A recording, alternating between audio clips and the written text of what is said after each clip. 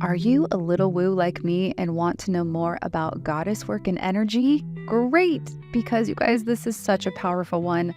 Isabel Stone is an intuitive guide to the goddesses and explains her own journey working with them and how it has helped her heal her own feminine wounds and reclaim her power. We dive deep in about 5 goddesses and talk about their origin stories, which may be different from what you've heard. And we talk about the energies that they represent, such as self-love, sensuality, sovereignty, courage, and creativity. This is such a great introduction in how to cultivate goddess energy for your own healing and really highlights the energetic support and power within the feminine. It's so fun. There is a little bit of tears, and it does get pretty deep, but it's such a great episode. And if you're new here, you're listening to the How We Get Through podcast, a place for you to feel connected through deep and meaningful conversations with healers from all over the world. I'm your host, Jen, a licensed therapist and founder and CEO of the How We Get Through app, and my mission is to bring you affordable and diverse therapy resources to help you get through the hard stuff, all in one place and at your own pace. Welcome to the How We Get Through community. Hello, you guys, and welcome back to the How We Get Through podcast. We have another special episode today. I'm so excited. We have Isabel Stone, who is Intuitive Guide to the Goddesses, you guys. This is what we are talking about today. I'm so excited. Isabel, welcome. Hi, you guys. Thank you. So fun. Okay, so Guide to the Goddesses, right? What the heck is that? And how did you get started with goddess work? Okay, so raised Catholic definitely wasn't something that was discussed in our family. Goddesses were just mythology, right? What you learned in school. And I would say about maybe 3 years ago, I had a dream, and it sounds so cheesy, but I actually had a dream where a goddess came through and it completely changed my life. All I can say is that the dream felt so important. So I just started researching the goddess and going into the research of her, of who she was, because every goddess kind of has their own realm, right? So you have goddesses of love, of war, healing, and just it took me from there and building a relationship with her. I think there's this misconception, especially in the pagan community, of like worship. And I feel like that comes a lot with organized religion. So you have the concept of like, I need to worship something. And in my path, I have found it's almost like it's a relationship that you build with them. It's an energy that, like with your friends, you don't worship your friends, you respect them, right? You honor them and you communicate with them, but you don't worship them. And so I've been very blessed to have that kind of relationship with them. And I think because I have that respect and honor for them, more and more just kept coming in and coming in and coming in, and it didn't stop. What was the goddess that came to you and what was profound for you? What was what hit you so hard? It was Sekhmet. And what hit me so hard was I have always felt super connected to like Egyptian mythology specifically. And it just felt very special at the time. Again, I didn't know anything about her. And in researching her, I found that she's like a war goddess. And I'm this like squishy, sweet, like, oh, I love everybody, right? And I'm like, why would a warrior goddess want anything to do with me? And you know, almost like 3-4 years later, I understand it was to build strength, confidence, and Oh my God, I love that. I love that. So, I mean, we'll get into it more, but what I'm hearing you say is that, especially for you, and it can look like this for other people, that the goddesses can kind of come in, almost like assist you in something in your life, of something that you're going on, something that's going on at that time. Absolutely. Yeah. I think again, you see it a lot in the pagan community where it's give and take, meaning, okay, well, I'm going to give you a candle. I'm going to give you sweets. I'm going to give you wine, and you're going to kind of do something for me. And if you think about that as a friendship or as a relationship, that's very conditional. And so I didn't really ever resonate with that. Of course, like I have altars because I think they're pretty, but I don't worship. I create that relationship with them and honor them in that way versus I'll give you this if you give me that. They are always there to assist no matter what. And they're just like another, I am going to say it. They're just like another person. If you're kind and if you're walking that path with them and honoring what they stand for, they're going to be there with you. You don't have to give them anything for them to want to come into your life and guide you. Okay, so what makes a goddess? Like culturally, historically, who deems someone a goddess? It really depends on the culture. You have some myths, some stories that these goddesses were human or that they were a kind of human, like they walked on earth. And then you have a lot of goddesses that are more like animalistic in nature, so they're more connected to nature. You have other cultures where they're more of a spirit. And so goddess, I would say, is everything that encompasses the divine feminine. And it just depends on the culture that you're working with. That's something else a lot in the pagan community is gatekeeping. Like if you're not of a certain culture or if you're not of a certain practice, and I respect close practices, there's a reason that exists, but I think it's beautiful to share culture. Like I'm Mexican, and if someone who's Japanese decides to wear a sombrero and a poncho, I'm gonna think it's beautiful. I think it's really cool.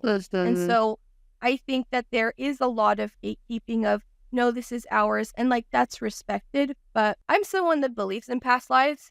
So if we've all been something and a goddess decides to come and work with you and it's from a different culture, I honor that. Yeah. I'm not about to say, well, that's not, there's a reason why that connection is being built. And so I like to break down those barriers and those limiting beliefs, because why not work with beautiful energy like that? It doesn't matter where it's really stemming from, as long, again, as you honor them and honor that culture. Okay, what are some signs that a goddess is trying to work with you? Like in your case, it was a dream Yes. and maybe more, but Yes. how do you connect with them? So how they might reach out and how you connect, it's different for each goddess, because each goddess, it's like a different person, right? So some of them are really funny in nature, really caring, right? Some are super playful and sexy. Some are very strong and they're stern. They're like a stern mom, and so you behave. So it just depends on the goddess, and it also depends on what you're going through. I've reached out to certain goddesses and they're like, no, you're sweet, but no, because I already have enough of that energy in my life. The first goddess I reached out to was Aphrodite, and she was like, very sweet, right? But it wasn't, there is a difference in honoring and like working with them and building a relationship with them, and then just kind of, again, honoring the fact that they exist. So if you want to work with more self-love energy, you can reach out to Aphrodite and she will help. But that doesn't necessarily mean that they may want to build a relationship with you. It's just a moment rather than like a lifetime, if that makes sense. How you work with them, very different for each of them, and they guide you. Most people, they do create altars. They buy things to build that relationship with them. So here's a stone that I know you like. Aphrodite is very associated with the beach. And so people like leave seashells for her. People get statues of them, right?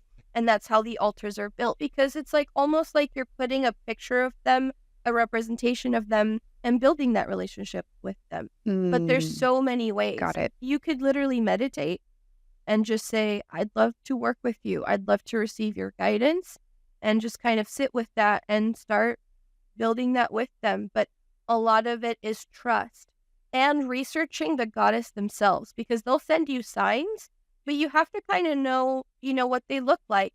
For example, Medusa, her energy is very, very, very different than Aphrodite. Medusa you might see like a portrait of a snake, and that might be her like saying hi. Aphrodite, you might get like the scent of the beach.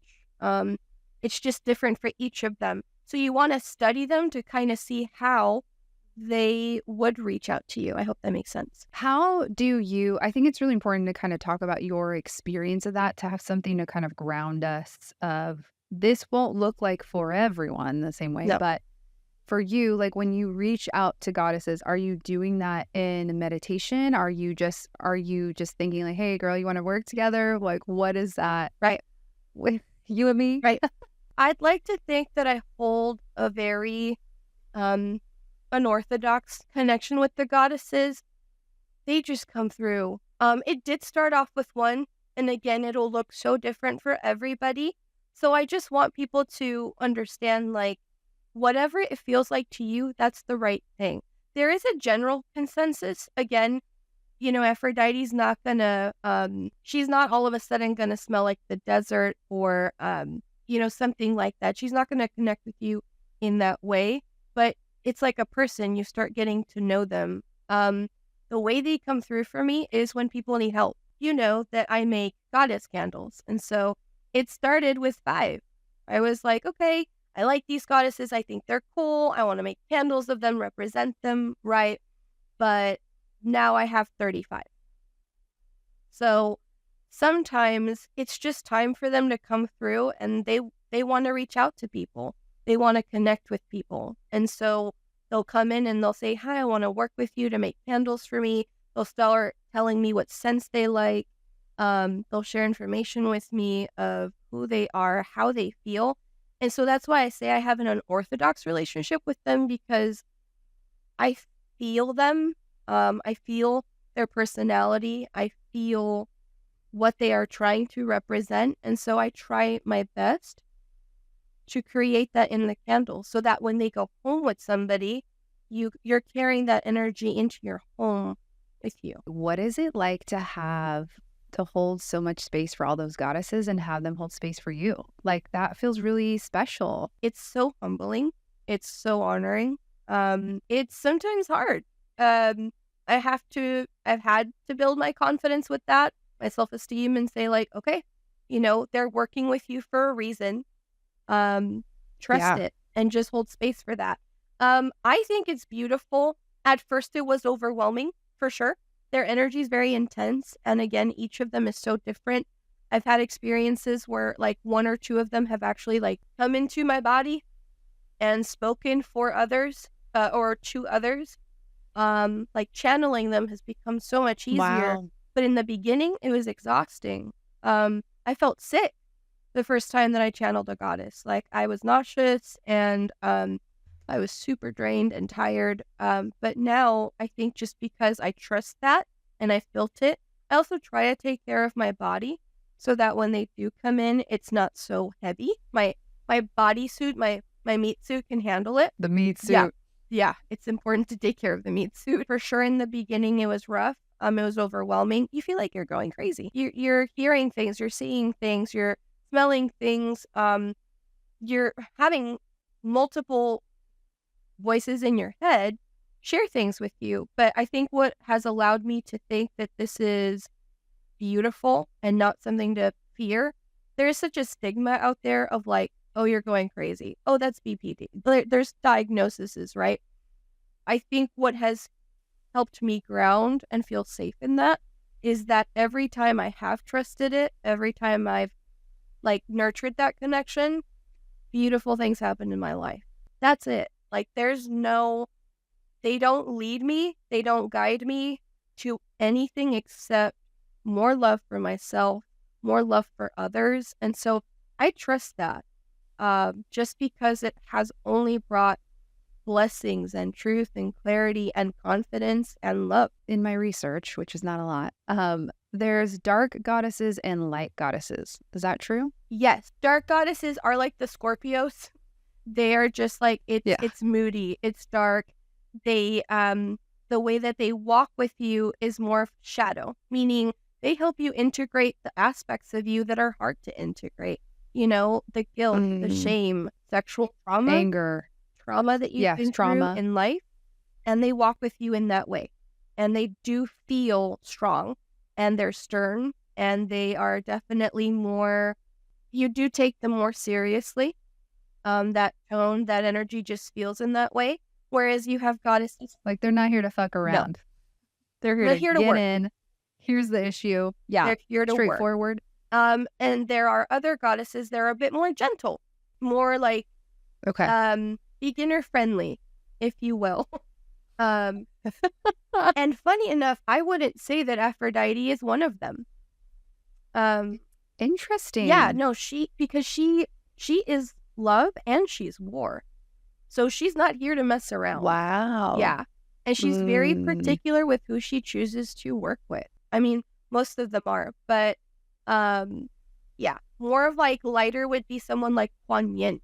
Her energy is just so beautiful and peaceful and serene and soft. Malakshmi is also an energy that is very much like that. And so they do have their own energy. They do have their own personalities. And so you do have the dark femme and you have more of like the light femme for sure. And would you say like I guess it's going to be different for everyone, but there's an important of balance in that, of kind of working with both sides? Yes. This is a personal preference. I believe balance is important. And so if you are only working with dark femme energy, that's where you get, again, like the moody goth girl, which like I don't look at today. Yeah. But she be. Because some people feel very comfortable in that. Some people feel very comfortable in the light. They're like, I'm shiny and bright and I love everything and everything's rainbows. But I think balance is super important, because if you only concentrate on one, I mean, you can't have light without the darkness. And so I think it's important to work with both, allow yourself to work with both. Like I said, Sekhmet is a warrior goddess. I was like, what you doing here? Yeah. And it's because that was something in my life that needed to be brought out, right? She came into my life for me to be the person that says, get out of my way. I'm here to be me. I'm not here to be anyone else for anyone else. I love myself, and it's okay to choose me. That's what she came into my life for. That's why she's war. War isn't just, spears and shields in a desert. War is inner conflict. It's, who am I? Who do I want to be? What do I fight for? And how do I get there?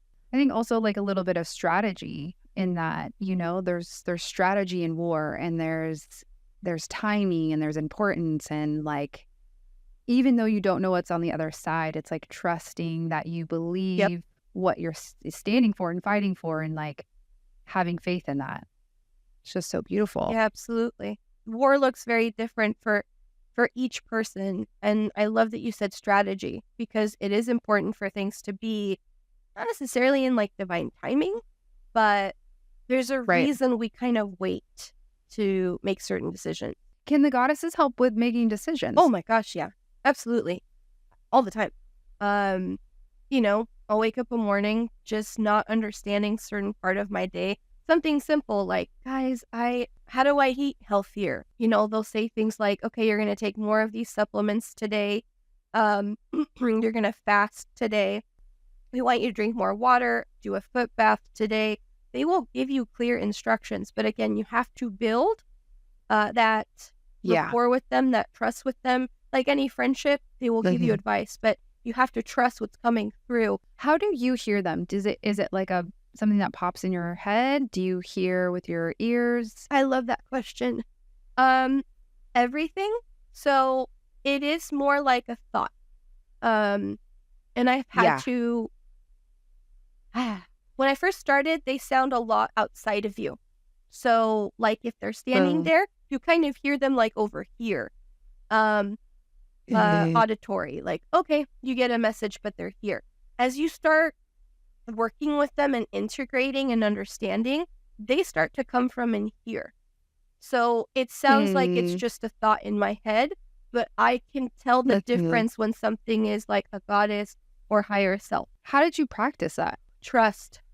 But also asking, like, is this me? Is this you?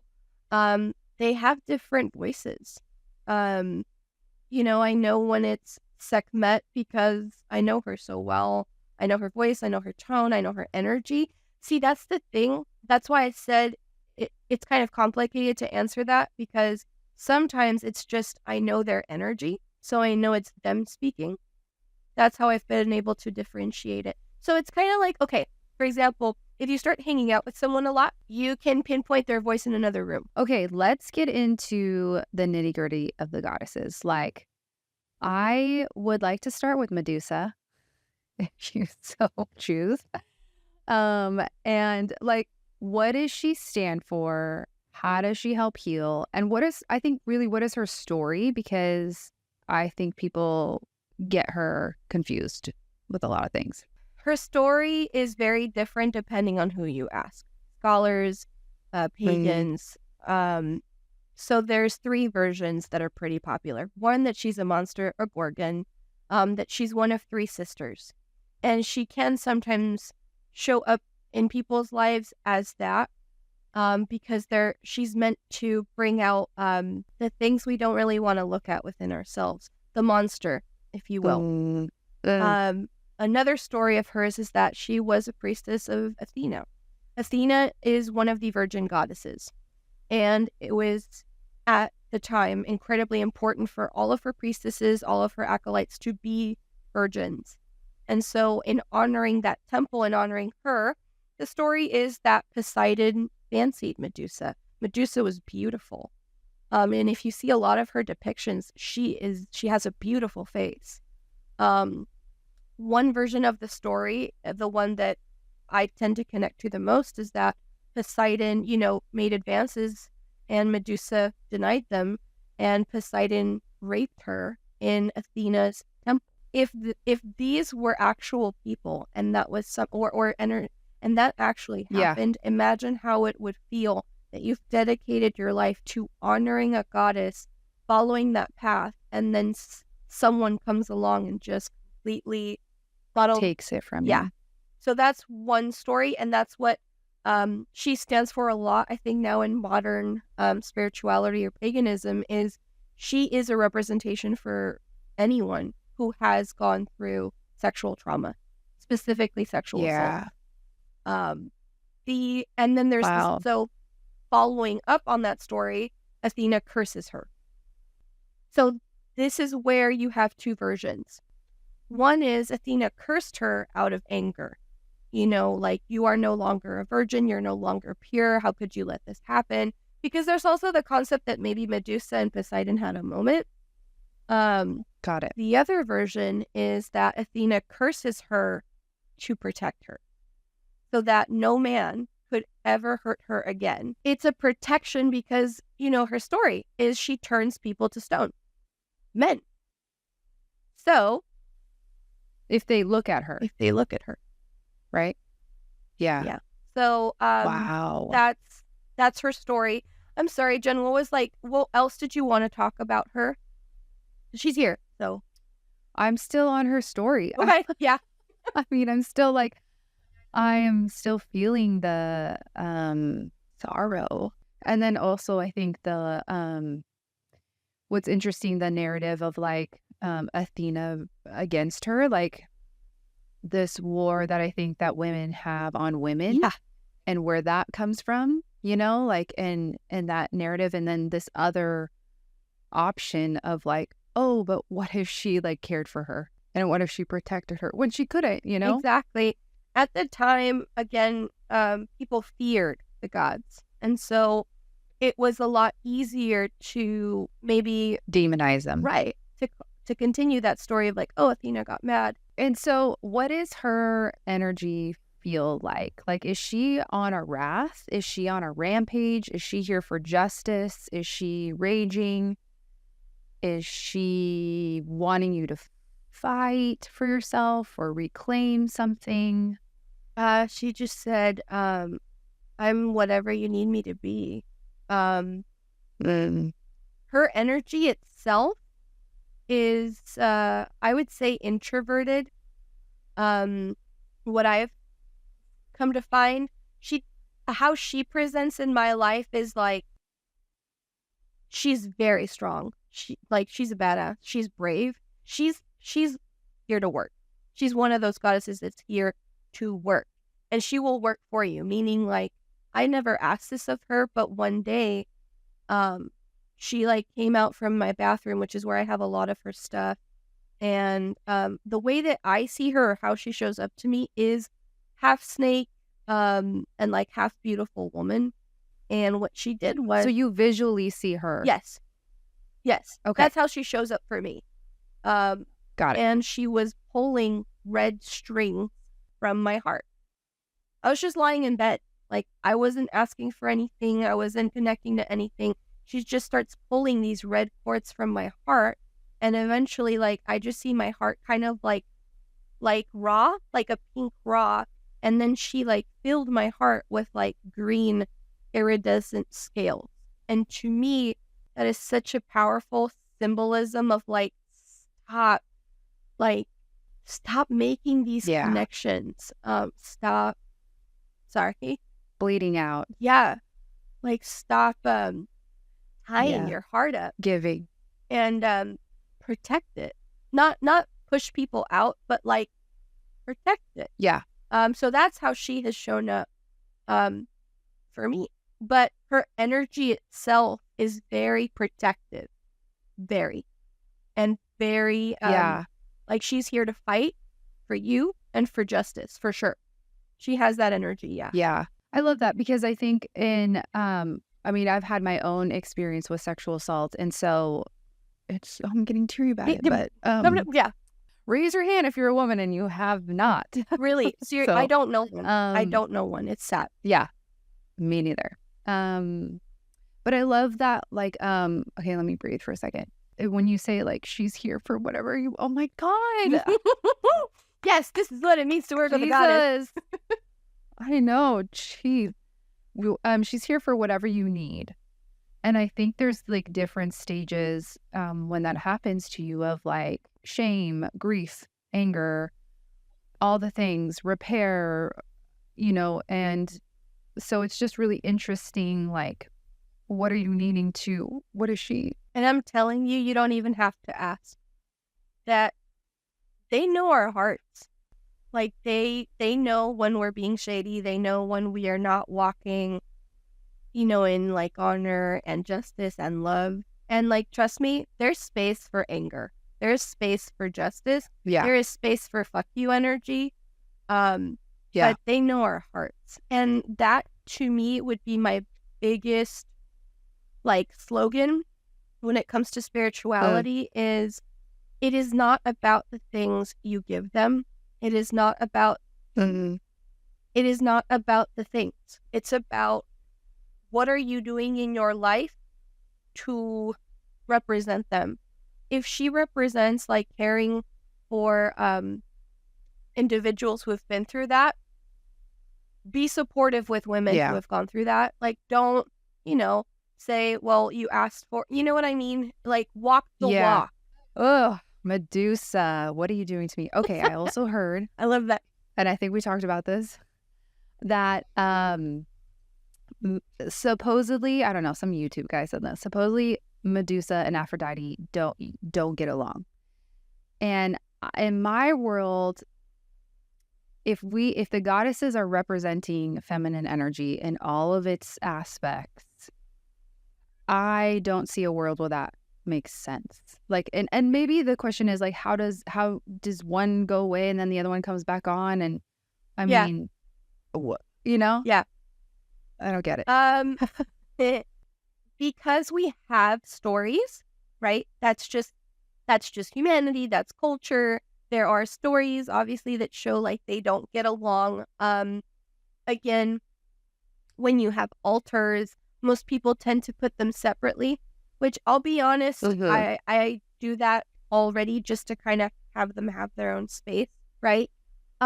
With Medusa and Aphrodite specifically, or light and dark goddesses? No, it's not light and dark. No, it's like culturally how their stories came to be. So what I've done is I give them their space, and that's just with every goddess.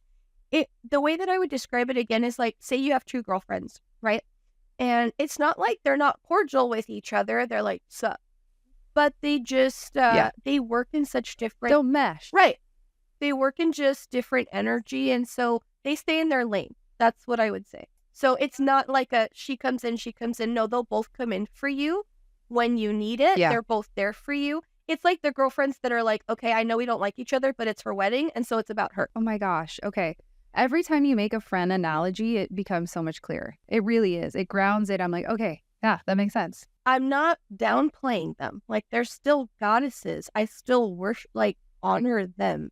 It's hard to understand, I think, sometimes. Yeah. So, because it can feel so up here or historical and not in this everyday world. Exactly. So, But, it's helpful.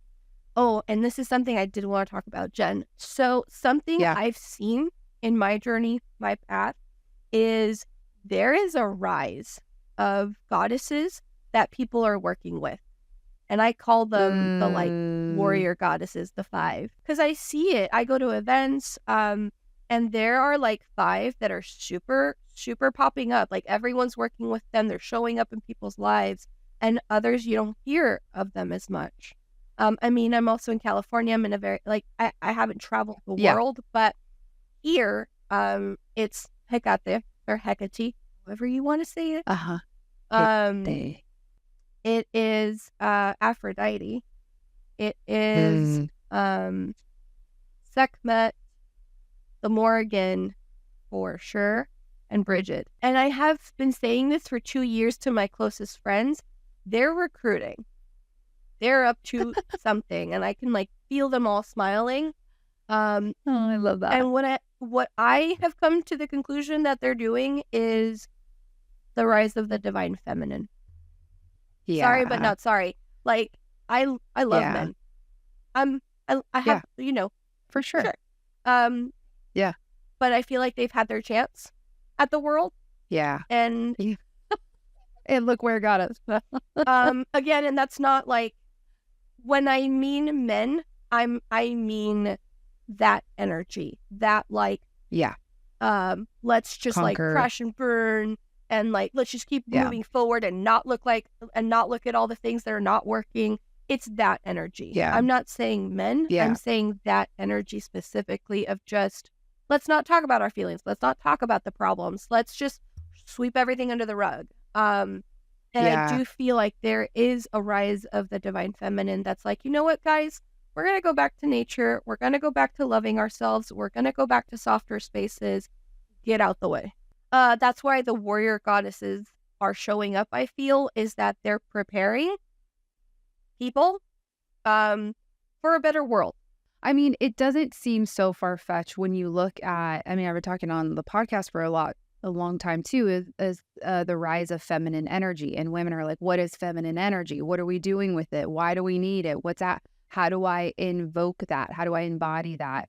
And it's, I mean, this sounds like a great way is to like talk to the goddesses, learn about them, because we all have masculine and feminine energy within us. So it's even our own masculine energy that was saying, hey, don't look at this, sweep this under the rug. Where I think that's where a lot of women are like, hey, I'm unhappy here, here, and here. Why is that? Or things, you know, I think this transformation of women is happening. I think society all over the world is tired of the bullshit, is tired of the lies, is tired of living unauthentically. I come from a, Latin background. And so for us, everything is about hard work. Your worth is represented by how hard you work, how many hours you work. Yeah. Not how much money you make, but how hard you work. And it's sad because you have this, like, I see it in generations, right? Like people that are older than me and myself, where there is that concept of like, this is how things are done. And we can't steer away from that. I'm the first person in my family to say enough, to say, we're not going to honor bad behavior, whether it's man or woman. And that takes a lot because I was the weirdo and I was the one that, like the troublemaker, the one that spoke out, the one that was causing problems. But the goddesses came into my life because I have the courage to say the things that need to be said. And the more I practice that, the more I become my authentic self. And so that would be my message to anyone that wants to work with goddesses is, if you feel like you're stuck, ask for help, because they're there and they want to help. Aphrodite. Okay. Love and war. But what do we use her for? I feel like she's the most well-known. For sure. She's definitely popular. And she loves that. And that's you channeling. I know. And I just got chills. She loves it. I'm so excited. She loves it. She does. She loves the attention. She's like, yeah. But okay. So Aphrodite is a perfect example of like dark and light. People wouldn't probably think that. She loves to present herself as like light, but she's war for a reason. So she was married to Hephaestus, and the love of her life was Ares, the god of war.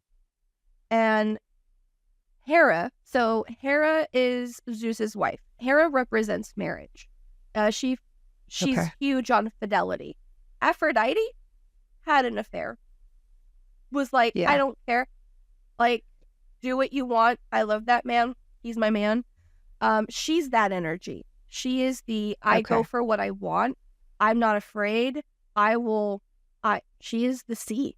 She will like raise waves to change things. Wow. And so, yes, she's very popular. And I do think she's a great balance because, again, she will fuel feminine. Thank you. I love you. She will fuel feminine rage. She's like, let's go. Yeah. Shit. But she's also a huge representation of self-love. People always think of her as like, oh, she's perfect to work with because I'm trying to draw in a relationship. I think she's amazing for self-love. You can work with her for that, but what she's actually wanting to do is help you love yourself so much that whatever you are attracting is exactly what's good for you, what's healthy for you, what's loving for you. And so I do think that there's that misconception of like, oh, I'm going to work with her because she's going to help me get a boyfriend, versus she is going to help me love myself so much that I'll just attract that naturally, organically, and it'll be healthy for me. She embodies the I am the shit kind of vibe. Like, I know myself, I love myself, and I know what I want, and I'm going to go for it. And I don't care what happens in that, for better, for worse. You know, like, she's just like the epitome of confidence. Oh, for sure. I think in that. For sure. She is a girl's girl. She is like, get it done. For sure. Okay, so that is more for like self-love. What about sexuality, sensuality? All of it. She is, if you see her depictions and sculptures, she's got a gorgeous little tummy. Like, I love her. Sorry, I love when I channel her energy because it's just so loving. Luxurious. Shop. Yeah. But her sculptures, like, she has such a beautiful body because she's just raw and real. She has curves. She has indents. She it's all about the sensuality, it's the sexuality. Again, affair. She's like, right, I'm gonna get my man. This guy's more fun. This war of God's real hot. Let's see what we can do together. Exactly. Like love and war, let's do it. Love you, Hephaestus. But yeah, she's all about that. She helps you feel loving in your body. Like, I love every part of me. Okay, so I cried with Medusa. I'm really happy with Aphrodite. Next on the list, the Morgan. Have you read ACOTAR yet?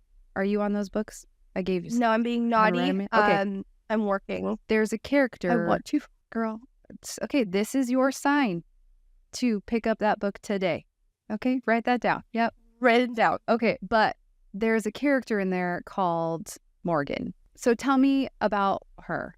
The Morgan was one of the first goddesses, deities, energies to ever come into my life. And I said no twice because her energy was so intense. She scared me.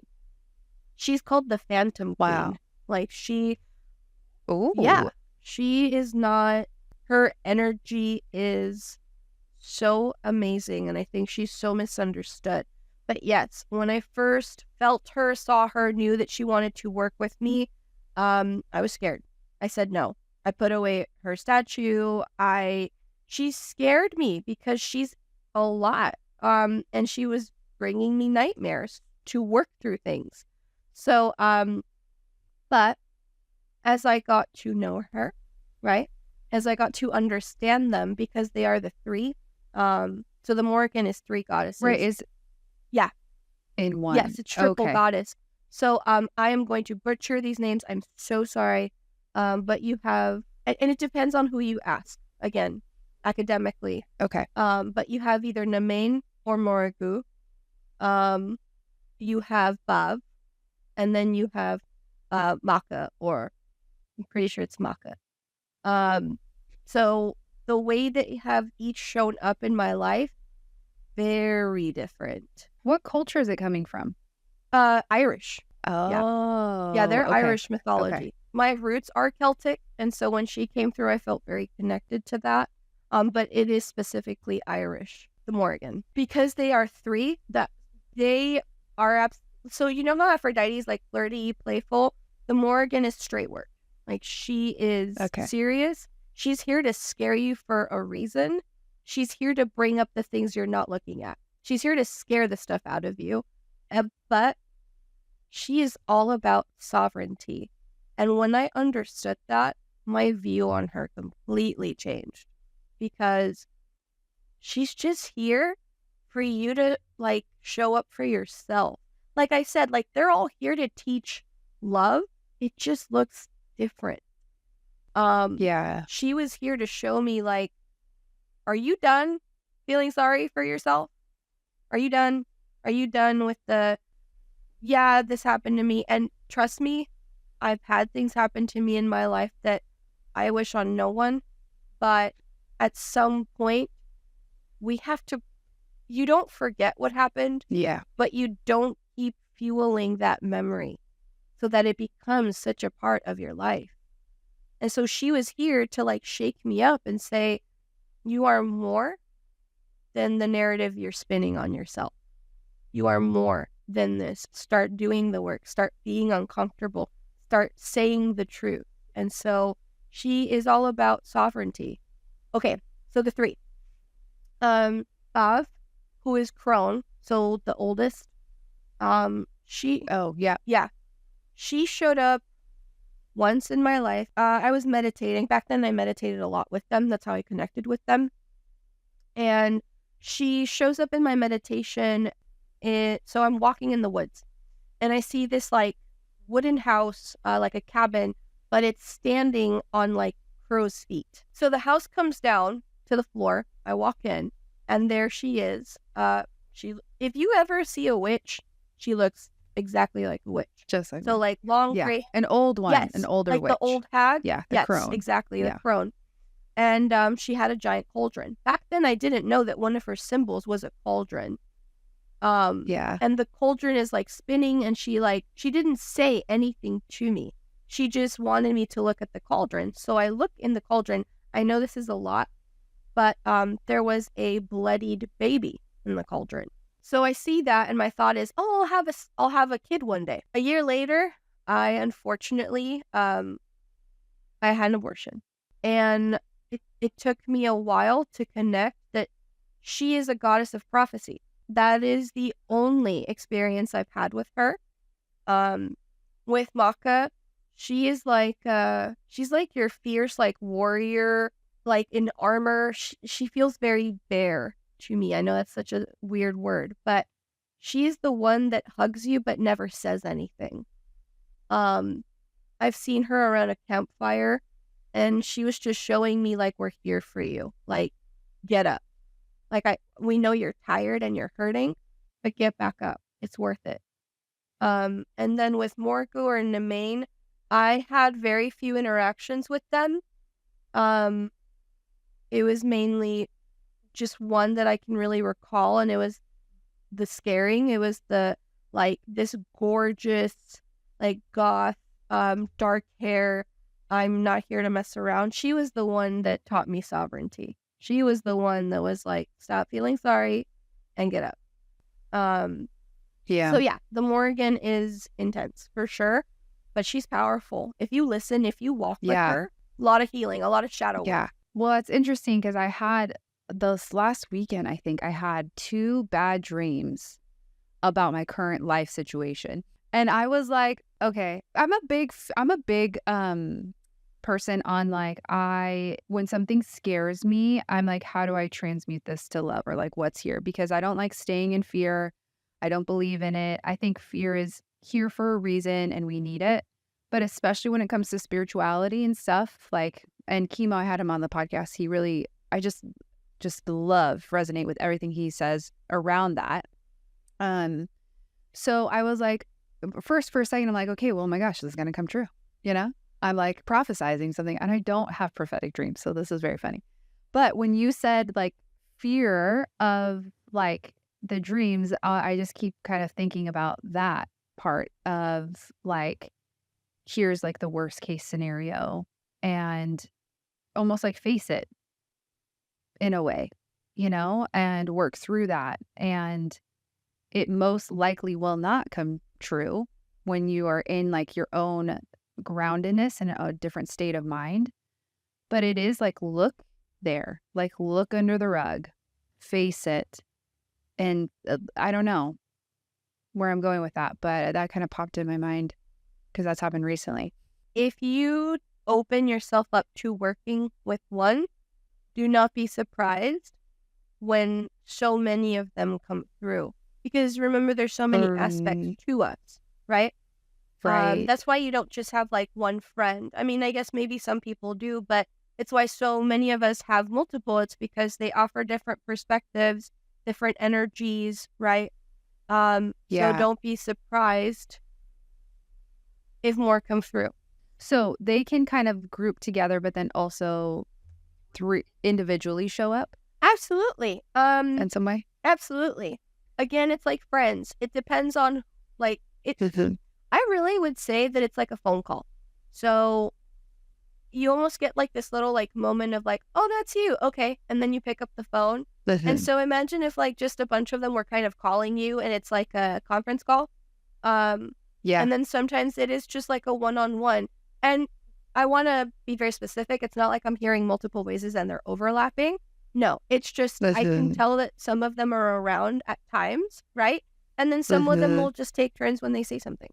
But usually the experiences, at least again in my experience, it's been like one-on-one. What about Isis? I know she's not one of the 5. So Sekhmet, yeah. Isis is very popular, but the one that I'm seeing show up is Sekhmet. Yeah. What does that mean? Sekhmet? What do you mean? Are they the same one? No.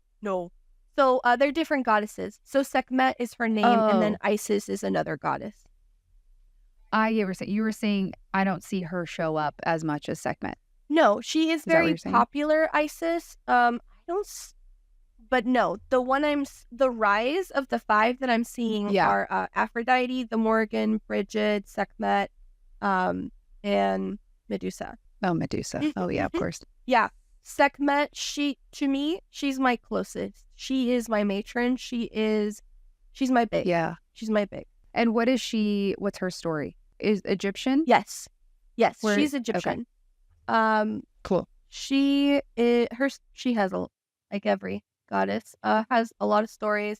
I think the coolest one, would probably be, she is daughter of Ra, and Ra is like, Amun-Ra is like the god. Like R.A.? Yes. Yeah. Okay. And she was supposed to come to Earth, Egypt at the time, and wipe away humanity. That was her mission. Oh. Mm-hmm. Ra was pissed. Ra was like, you guys don't get this. You're missing the point. So we're just going to wipe you out. And so he sent her as a warrior goddess to wipe out humanity.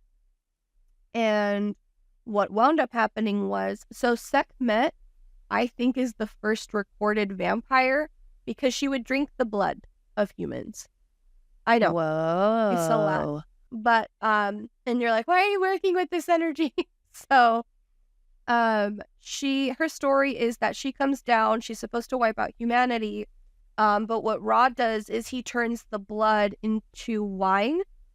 She overdrinks, she passes out, and Ra kind of has like a moment of maybe we don't wipe out humanity because I really love humans. Right? And so Yeah. that's one of her stories. She's fierce. In Egypt, she was feared, for sure. And Sekhmet's story is she's the duality of Bastet. So Bastet is like her softer version. It like Bastet represents like she's very much Aphrodite, very much like sensual, sexual, like feminine energy. Yeah. She's cat, she's playful, she's sexy, she's mysterious. And then Sekhmet is like mother. Sekhmet is here to work. I get the ones that really want to work. But yeah. she is so prominent in my life. Again, just because she is huge on courage, speaking your truth. She's a lion. She has like a lioness head, and then her body is humanoid. So she's Leo energy. She's like, let's go, let's get this done. But she's also a healing goddess, and so one of my beautiful stories with her is, I was struggling with my menstruation. And I said, I really want to get, like, I wish my period would come, right? Yeah. And because it was really messing with my hormones. And she showed up outside. This was like when they were still showing up externally. Sometimes they still do. But she showed up and she was like, I want you to do something. I want you to go outside. I want you to sit in the sun. She's like, and I want you to rotate your body this way. I know, sounds funky. But really all I did was sit in the sun and like just move my body in this motion. And she was like, I want you to hum as you're doing this. And I was like, this is really strange. She's like, trust it. I was like, okay. So I did that. And she said, you'll get your period in 2 days. And I was like, okay. Oh, I got my period in 2 days. Wow. So yeah. Cool stuff can happen if you ask. So. Right. Yeah. This is like this maybe second or third time you've said that, but like this idea of asking, and I think to be in your feminine energy is to receive. So when we can ask the goddesses or ask, something of them, I think the first part is like we can't be afraid to ask. And then can we not be afraid to receive, which is the trust part of it all. Exactly. Like they're there. It's very common in like Wicca and in pagan communities to invoke, to bring them into a space. And I think that is very ritualistic in nature and it's very beautiful. But like I've gone to rituals where the goddess is already standing there and she's like, I'm here. Can we get on with it? Yeah. So again, I'm more about the walk than the talk. Yeah. You can invoke if that. Well, I think you're breaking down the barrier that it needs to be so ritualized or a certain way or special or something that it could just be as simple as like, hey, Aphrodite, can you help me with my love of my arms today? It really is. Like you can write a petition. Whatever feels comfortable for the person. I don't want to sound like someone who is just like, there's a reason these rituals exist. They're powerful. They're beautiful. Yes. For sure. Like the goddesses love to be honored, But yeah, I think because, I'll be honest, I think because I make their candles, that is my honor with them. That is a way for me to like say, I love you guys. Like, let me show up for you in that way, right? Let me represent you. But you can just ask and you shall receive. And they answer. They do. Listen. Okay, I think we did Medusa. What's the Bridget? Yes, Bridget. Am I saying that right? Yeah. Bridget. What's her story? So she is also Irish or Celtic, whoever you'd like to ask. Her energy is just it. Okay, again, it depends on who you ask academically because Brigitte, you also see her in, I don't want to say hoodoo or voodoo. It's because so many cultures intermingled with other cultures, she became a saint. She's known as Saint Bridget. Oh, Yeah. I see. So again, I do feel like some of these goddesses were people, and they did amazing things and were deemed as goddesses, if I can speak so boldly. So yeah, her energy, oh my, she is called the sacred flame. And that is exactly what she is. She is the spark in all of us. Like she's known for poetry. She's known for healing. Of course, back in the day, it was things like animal husbandry, pottery, art, alcohol. I mean, anything. But the energy that I have felt from her, the energy I have felt from her is the spark in you. And so it's the creativity, right? Poetry, it's the arts, it's creating something, it's nurturing something. She's also very like mother. She loves to just, that is being a mother. She loves to create, and she loves to be creation and to nurture, and she loves to see things grow. So she loves people who garden and people who love animals and mothers. Like, she just loves everything that's life.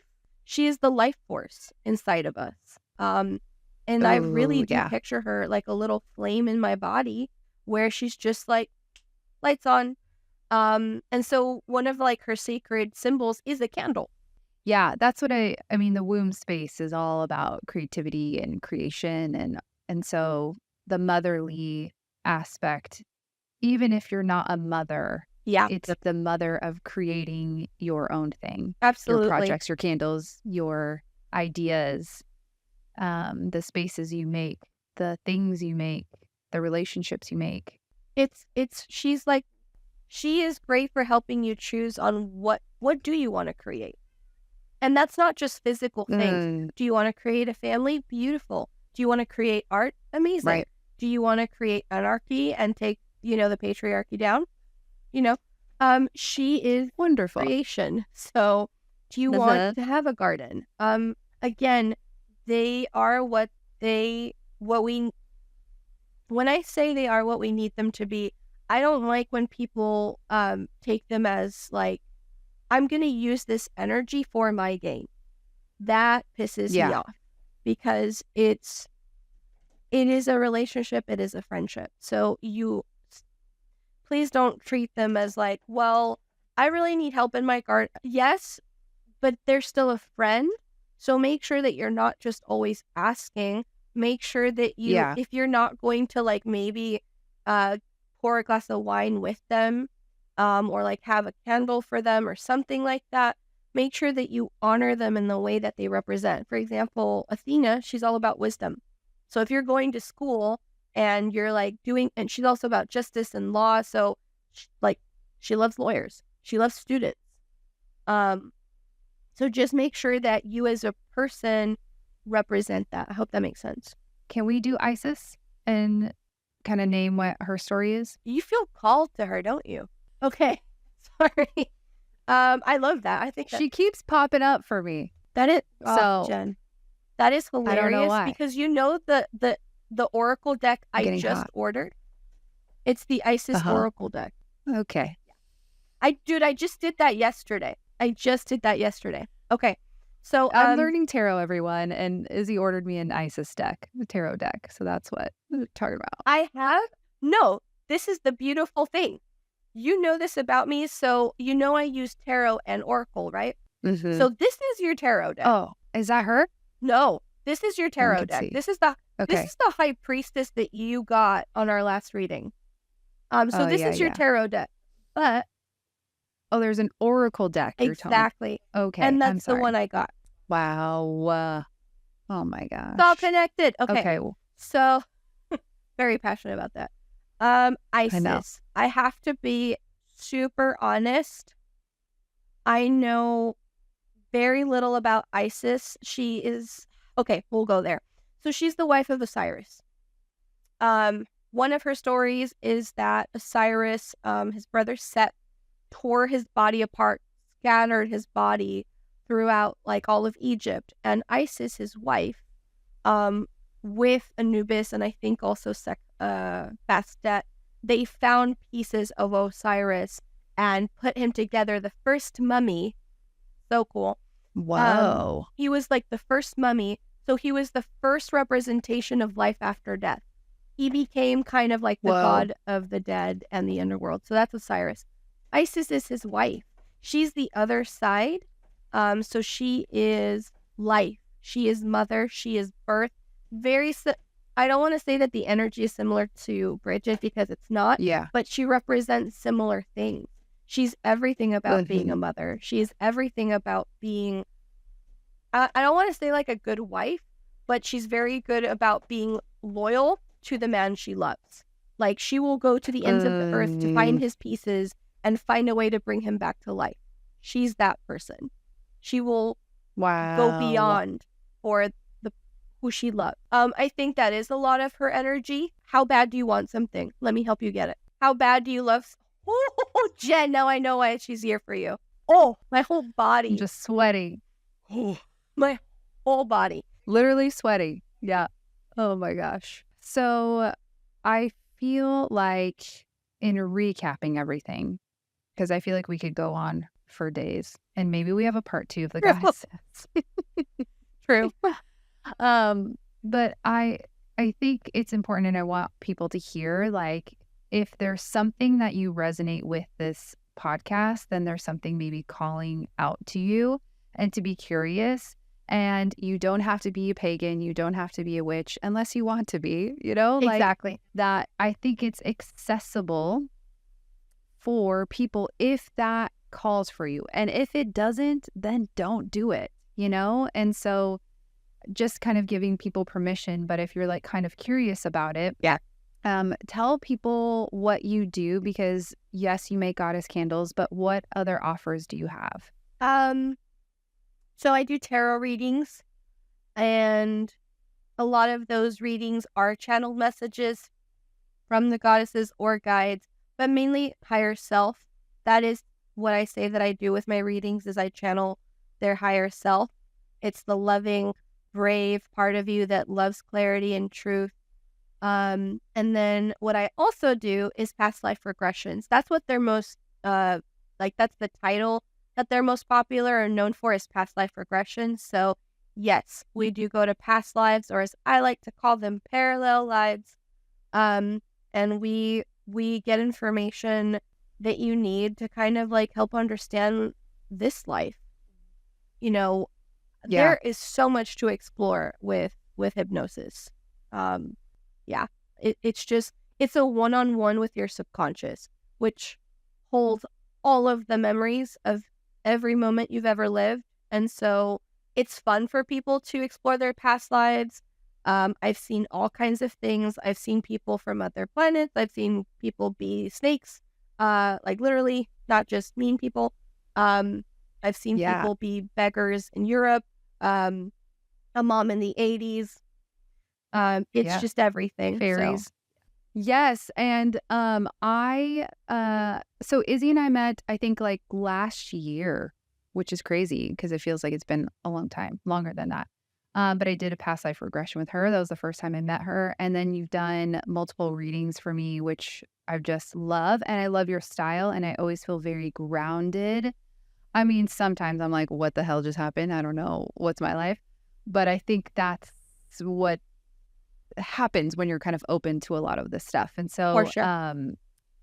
and then I'm also working with some goddesses, or trying to, I think what I keep asking these questions and kind of trying to ground it into something is that in my own life, okay, but like, how do I do that? Right. Like, how do I work with that? Right. Like, just, how do you make it practical? How do you integrate? Yeah. Yes, exactly. Yeah. And again, making it less complicated. Or again, what I'm really fighting with currently is this idea that you have to be special enough to work with them, or you have to be special enough to hear them. And I think it's just more of a practice, maybe, or a openness to it. They would like you to know that every single person, and I know this isn't an orthodox thought, but every single person is special and has the capacity to be psychic, to be, connected with the goddesses, connected to the divine, not just the goddesses, like whatever that represents for you, the divine, if it's angels, if it's God, if it's Jesus, like whatever your connection to the divine looks like, maybe that's connection to higher self, right? That's what matters. It's not the name. It's how they show up in your life, how you connect with them, how you nurture that, right? What does it mean? That I completely understand am I special? Because I went through that, like I said earlier, there's moments, way less now, that I'm like, me? Yeah. I kind of, at this point, I get why it's me. I want to do the work. Yeah. I love people. The root of who I am as a person is I love people. I want to help people.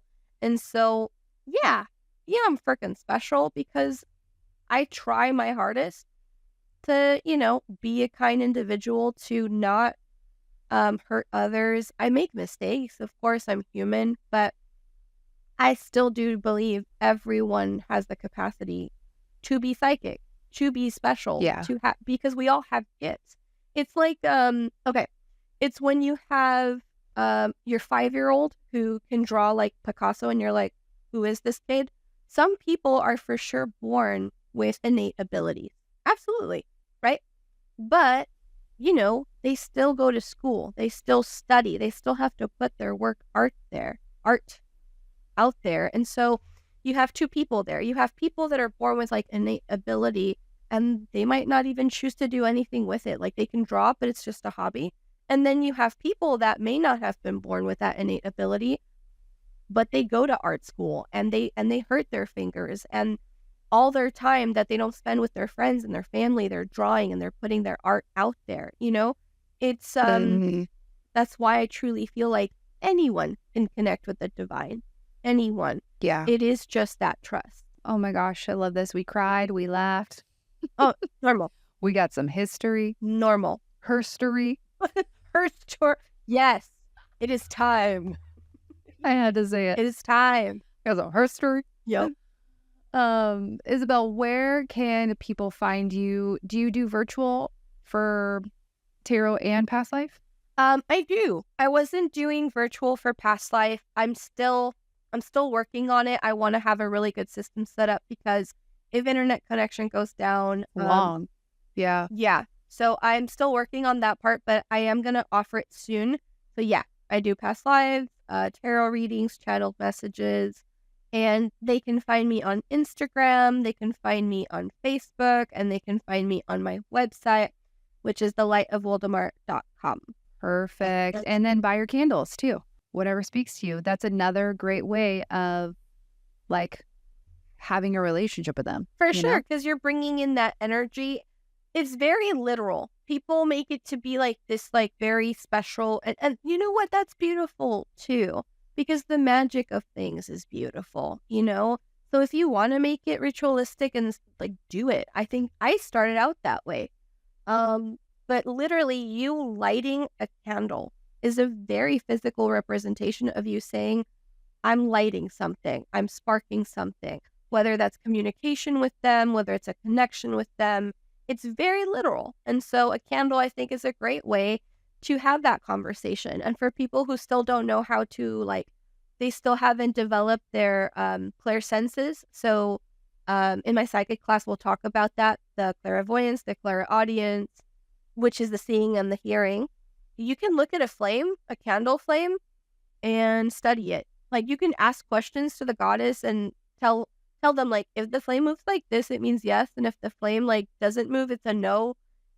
There's ways to communicate. You just have to try. I think that's why I'm drawn to tarot so much is like, oh, I have this thing, and then here's a physical representation of the thing, and also with my interpretation of it, For sure. So, yeah, I love it. Okay, you can get your candles on Etsy, or what's your website? Thelightofvoldemort.com. The light one. Yes, perfect. Okay. And we'll put all that in the show notes as well. And Isabel, thank you so much. Thank you for coming Oh my on. gosh. Thank you for the tears. I love this. Like, I'm super excited. Thank you, because like I love talking about this. Oh, we'll have you on again. Yay! Okay. We'll see you next time. For sure. Okay. Love you. Bye. Thank you guys so much for tuning in. I hope you enjoyed this episode and also felt supported that they are greater forces supporting you in your healing. If you are loving what you're hearing, please give us a review up on Apple Podcasts so that we can continue to reach others. We'll see you next time.